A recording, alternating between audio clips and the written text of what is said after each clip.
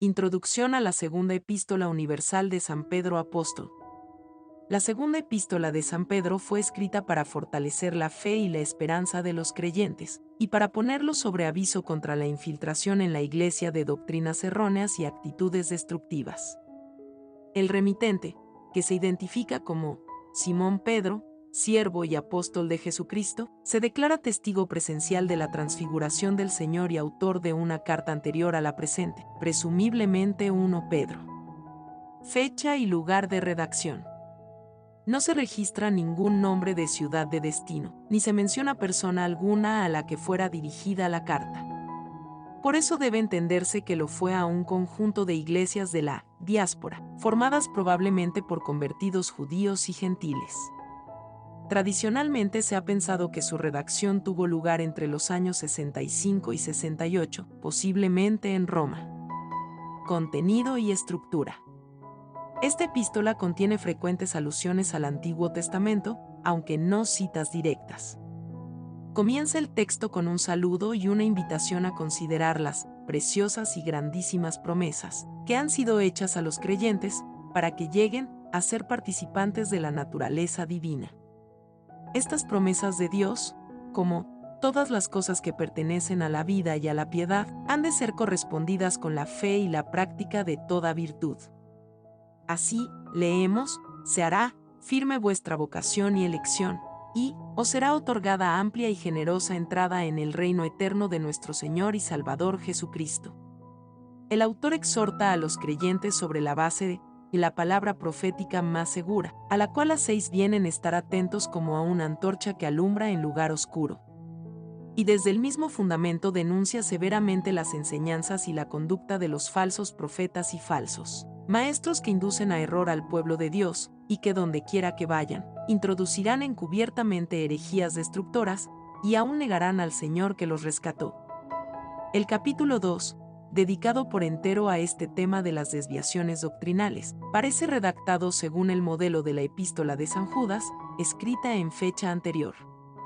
En el capítulo 3 se considera un asunto que fue causa de preocupación entre los cristianos de la época, lo que les parecía ser un retraso inexplicable de la segunda venida del Señor.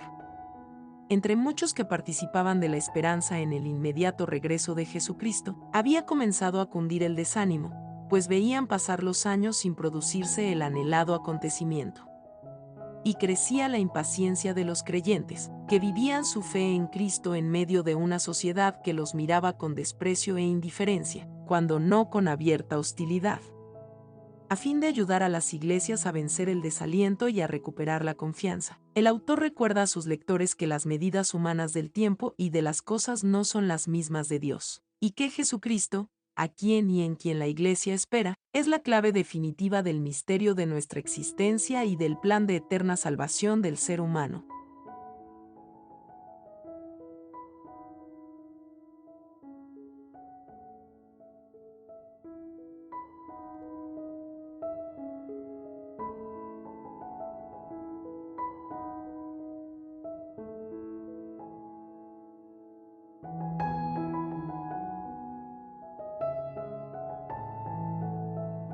Segunda Epístola Universal de San Pedro Apóstol.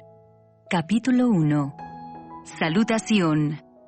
Simón Pedro, siervo y apóstol de Jesucristo, a los que habéis alcanzado por la justicia de nuestro Dios y Salvador Jesucristo, una fe igualmente preciosa que la nuestra. Gracia y paz os sean multiplicadas en el conocimiento de Dios y de nuestro Señor Jesús. Partícipes de la naturaleza divina. Como todas las cosas que pertenecen a la vida y a la piedad nos han sido dadas por su divino poder, mediante el conocimiento de aquel que nos llamó por su gloria y excelencia, por medio de las cuales nos ha dado preciosas y grandísimas promesas, para que por ellas llegaseis a ser participantes de la naturaleza divina, habiendo huido de la corrupción que hay en el mundo a causa de la concupiscencia. Vosotros también, poniendo toda diligencia por esto mismo, añadid a vuestra fe virtud, a la virtud conocimiento, al conocimiento, dominio propio, al dominio propio, paciencia, a la paciencia, piedad, a la piedad, afecto fraternal, y al afecto fraternal, amor. Porque si estas cosas están en vosotros y abundan, no os dejarán estar ociosos ni sin fruto en cuanto al conocimiento de nuestro Señor Jesucristo. Pero el que no tiene estas cosas, tiene la vista muy corta, es ciego, habiendo olvidado la purificación de sus antiguos pecados. Por lo cual, hermanos, tanto más procurad hacer firme vuestra vocación y elección, porque haciendo estas cosas no caeréis jamás, porque de esta manera os será otorgada amplia y generosa entrada en el reino eterno de nuestro Señor y Salvador Jesucristo. Por esto, yo no dejaré de recordaros siempre estas cosas, aunque vosotros las sepáis y estéis confirmados en la verdad presente, pues tengo por justo, en tanto que estoy en este cuerpo, el despertaros con amonestación, sabiendo que en breve debo abandonar el cuerpo, como nuestro Señor Jesucristo me ha declarado. También yo procuraré con diligencia que después de mi partida vosotros podáis en todo momento tener memoria de estas cosas. Testigos presenciales de la gloria de Cristo. Porque no os hemos dado a conocer el poder y la venida de nuestro Señor Jesucristo, siguiendo fábulas artificiosas, sino como habiendo visto con nuestros propios ojos su majestad. Pues cuando Él recibió de Dios Padre honra y gloria, le fue enviada desde la magnífica gloria una voz que decía: Este es mi Hijo amado, en el cual tengo complacencia. Y nosotros oímos esta voz enviada del cielo cuando estábamos con Él en el Monte Santo. Tenemos también la palabra profética más segura, a la cual hacéis bien en estar atentos, como a una antorcha que alumbra en lugar oscuro, hasta que el día esclarezca y el lucero de la mañana salga en vuestros corazones. Entendiendo primero esto, que ninguna profecía de la Escritura es de interpretación privada, porque nunca la profecía fue traída por voluntad humana, sino que los santos hombres de Dios hablaron siendo inspirados por el Espíritu Santo.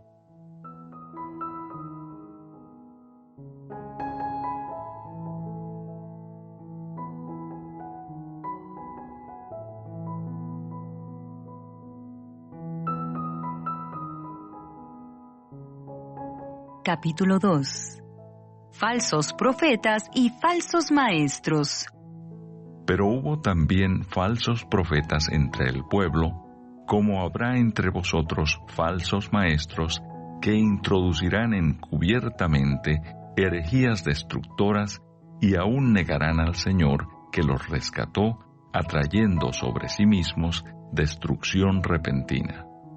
Y muchos seguirán sus disoluciones, por causa de los cuales el camino de la verdad será blasfemado, y por avaricia harán mercadería de vosotros con palabras fingidas.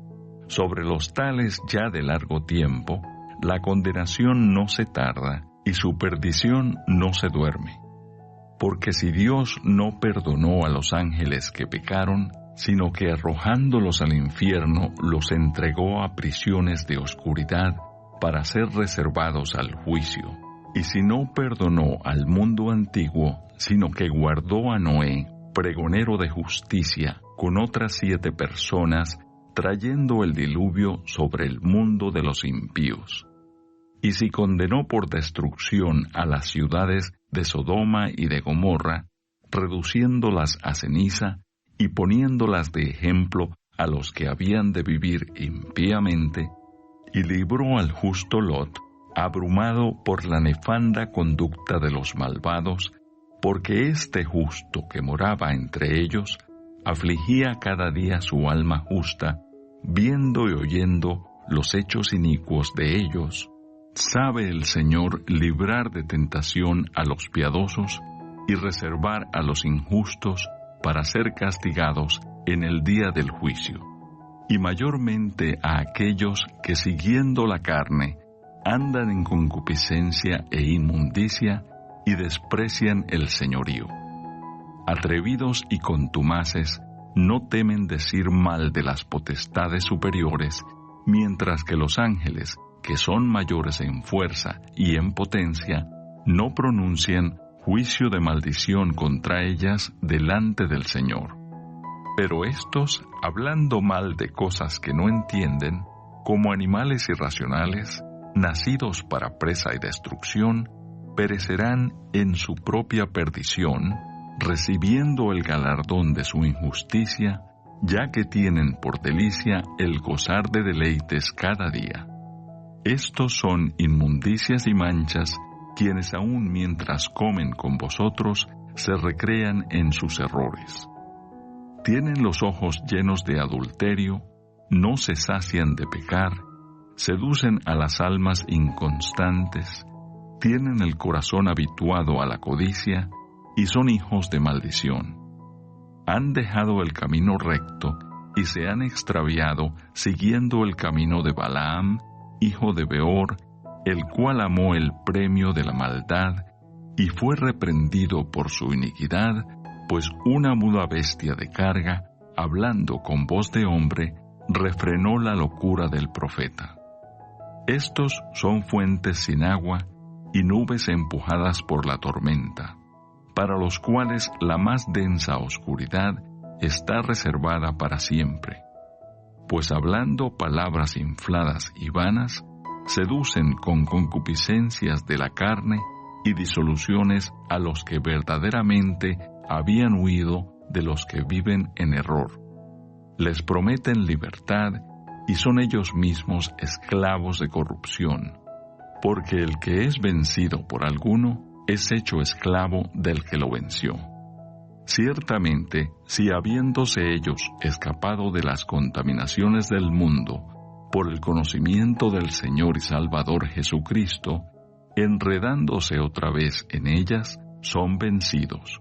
Su postrer estado viene a ser peor que el primero, porque mejor les hubiera sido no haber conocido el camino de la justicia, que después de haberlo conocido, volverse atrás del santo mandamiento que les fue dado.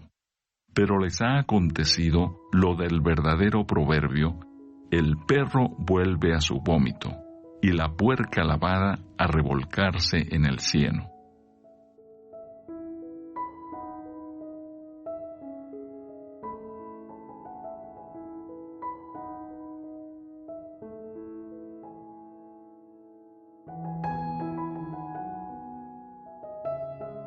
Capítulo 3.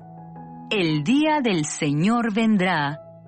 Amados, esta es la segunda carta que os escribo, y en ambas despierto con exhortación vuestro limpio entendimiento, para que tengáis memoria de las palabras que antes han sido dichas por los santos profetas, y del mandamiento del Señor y Salvador dado por vuestros apóstoles.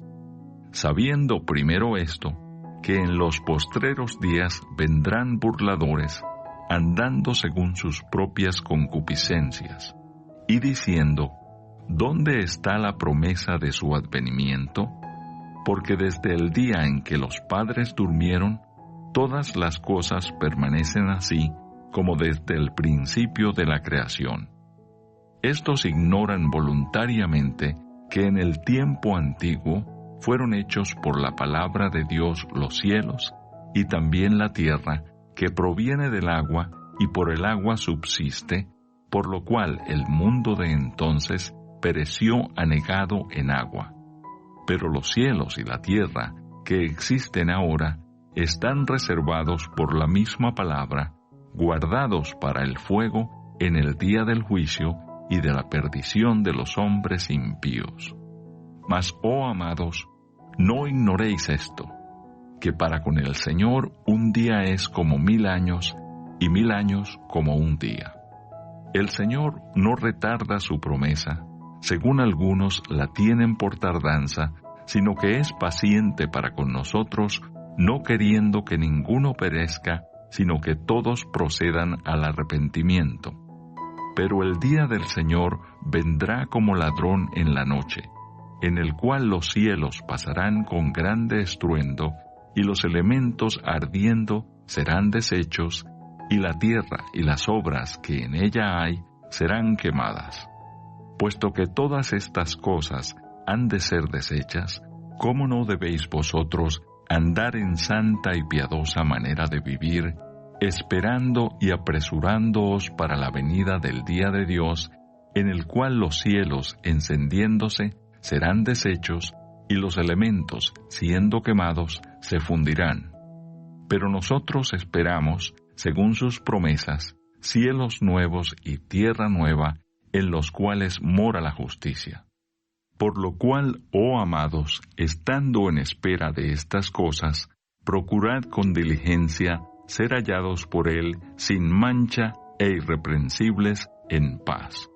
Y tened entendido que la paciencia de nuestro Señor es para salvación, como también nuestro amado hermano Pablo, según la sabiduría que le ha sido dada, os ha escrito, casi en todas sus epístolas, hablando en ellas de estas cosas, entre las cuales hay algunas difíciles de entender, las cuales los indoctos e inconstantes tuercen, como también las otras escrituras, para su propia perdición.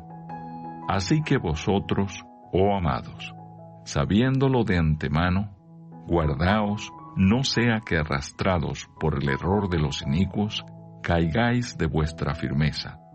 Antes bien, creced en la gracia y el conocimiento de nuestro Señor y Salvador Jesucristo. A Él sea gloria ahora y hasta el día de la eternidad. Amén.